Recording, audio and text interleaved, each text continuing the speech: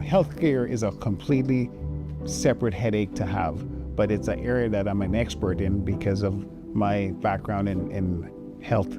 I was the acting director of mental health for a year. So I know the challenges that families deal with family members who have mental health issues. I understand the laws and the restriction that prevent people from just doing what they want to do, because the laws need to be upgraded so that families have the assistance they need while we preserve the rights of these individuals. That's very key. They do have rights, and we have to respect those rights. But at the same time, as a society, we have to protect society from people who might harm us. So there's a balance that we could work on to make sure that we could coexist. Families get the help they need, patients get the help they need, and the respect that that person should have, because it's not their fault if they have a mental illness. We tend to demonize people because they're sick, but really it could happen to any one of us.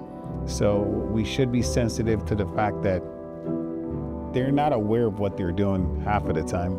And so with proper medication and monitoring and therapy, they can become at least reasonable enough to coexist in society.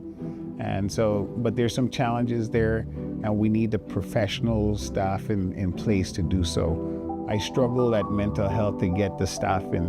We had one psychiatrist, and she was at retirement age when I got there, and it was difficult for her to increase her load anymore. And all the other caseworkers that go with it, another decline in resource that we desperately need. The bright side to all this is we were awarded $900 million to rebuild our hospital on St. Croix. St. Croix has a unique opportunity, a transformational opportunity to use that money to develop a healthcare system that will enhance the community participation in healthcare. Right now, the community, if there's a serious medical emergency, they leave because there's no resources in place.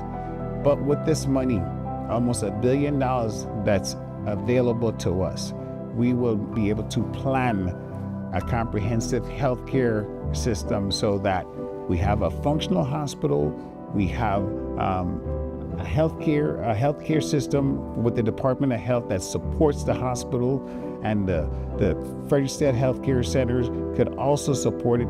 It could be done where it's an integrated care system, and we wouldn't have to be running on a plane every time something happens to get healthcare. We have the money now.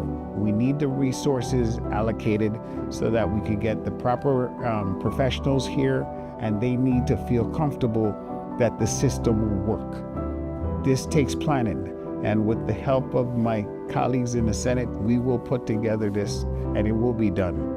We just need to keep the money on St. Croix for this particular plan. It is allocated for St. Croix. It should be spent solely on St. Croix so our healthcare system could be a comprehensive state-of-the-art healthcare system.